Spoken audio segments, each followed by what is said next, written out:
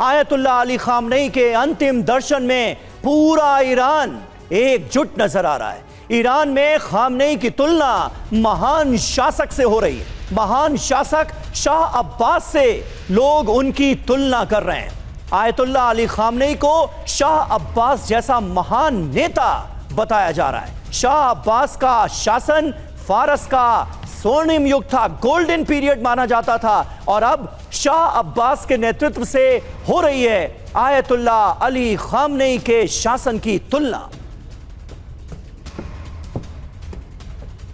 तो ये तस्वीरें आपको दिखा रहे हैं तेहरान के ग्रैंड मुसल्ला में इस वक्त किस तरह से हजारों लाखों लोगों का हुजूम उमड़ा हुआ है अपने प्रिय नेता को श्रद्धांजलि देने के लिए। तस्वीरें गवाही दे रही हैं कि इस गमगीन मौके पर किस तरह से पूरा ईरान एकजुट है।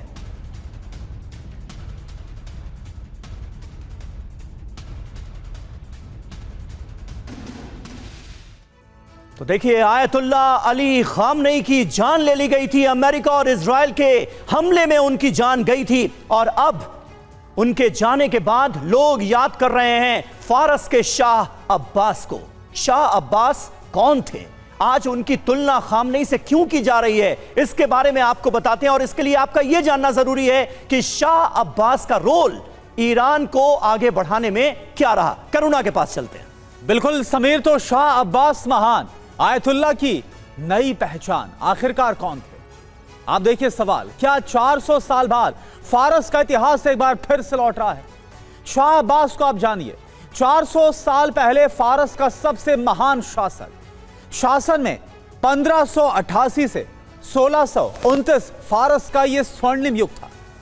सफाविद राजवंश को ऊंचाई तक शाह अब्बास ने पहुंचाया, फारस को सैन्य, आर्थिक और सांस्कृतिक शक्ति बनाया, काकेशस से लेकर फारस की खाड़ी तक प्रभाव फैलाया, व्यापारिक मार्गों पर पकड़, क्षेत्रीय राजनीति में काफी अहम भूमिका रही।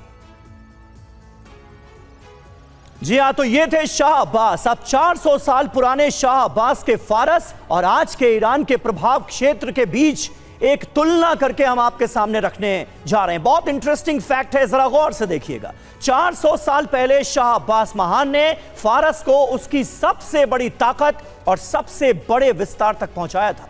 1588 से लेकर 1629 तक उनके शासन में फारस की सीमाएं इराक के Baghdad, Caucasus, Azerbaijan, Armenia, Georgia, Dagestan, Turkmenistan, Afghanistan के हेरात और कंधार, बलूचिस्तान और फारस की खाड़ी और हॉर्मुज तक फैल गई थी। सोचिए कितना विस्तार दिया उन्होंने अपने शासनकाल में। उस दौर में फारस पश्चिम एशिया की सबसे प्रभावशाली ताकत बनकर उभरा था। आयतुल्लाह अली खामनेई के दौर में ईरान ने इराक, सीरिया, लेबनान और यमन में अपने सहयोगी नेटवर्क के जरिए जबरदस्त प्रभाव बढ़ाया। हॉर्मुज स्ट्रेट, फारस की खाड़ी, लाल सागर और काकेशस तक ईरान की रणनीतिक मौजूदगी और धमक पहुंची। इसलिए आज ईरान में आयतुल्लाह अली खामनेई की तुलना शाह अब्बास महान से की जा रही है, और लोग कह रहे हैं कि ये दूसरे शाह अब्बास महान थे जिन्होंने ईरान को इस मकाम पर पहुंचाया। हमारे साथ खास मेहमान भी मौजूद हैं। शुरुआत डॉक्टर संदीप त्रिपाठी आपसे करेंगे।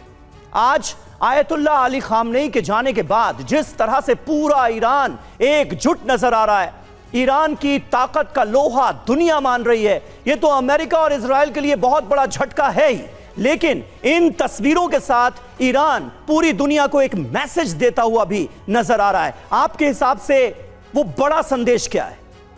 देखिए समीर जी, जब आयतुल्लाह खामेनी साहब का असैसिनेशन नहीं हुआ था और वो एक डर हमेशा अमेरिका और इजराइल दिखाता रहा कि हम मार देंगे, तो वो तब भी वो कहते थे कि मेरी मृत्यु जो है ईरान को एक नया जीवन देगी। कई बार जब एक नेता, एक लीडर जिसका बहुत बड़ा एक मास अपील होता है, जब देश के लिए उसके बहुत अच्छे कुछ कार्य होते हैं, उससे क्या होता है, उसकी मृत्यु भी एक नया जीवन देती है, एक नया लाइफलाइन देती है राष्ट्र को। और मुझे लगता है कि ईरान उनके असैसिनेशन के बाद से जो लड़ाई लड़ पाया वो कहीं ना कहीं इंस्पिरेशन रहा है वहाँ के IRGC को और ईरानियन की लीडरशिप में। और इसीलिए ईरानी लीडर्स हमेशा कहती थी कि कितने आप खामेनी को मारोगे। तो कह सकते हैं कि ये जो तुलना भी आप बता रहे थे शाह अब्बास की, जनरली होता क्या कि जब एक महापुरुष किसी राष्ट्र का बहुत एक कंट्री को उस ऊंचाई पर ले जाते, जब ऊंचाई की बात करता हूं तो वहां स्वाभिमान और कंट्री की संप्रभुता से जुड़ी हुई होती है कि वो कंट्री जब झुकने के लिए तैयार नहीं है, वो कंट्री जब किसी हेजमनी को चैलेंज देने को तैयार है,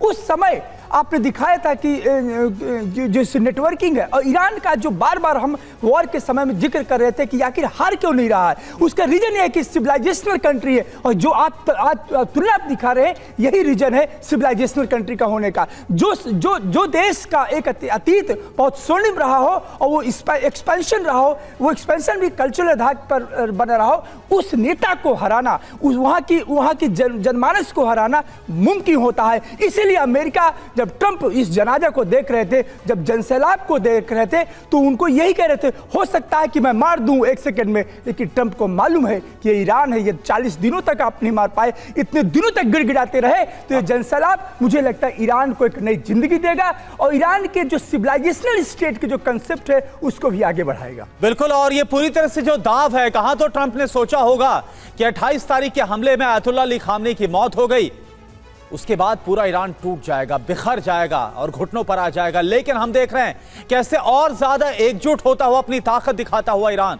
नजर आ रहा है।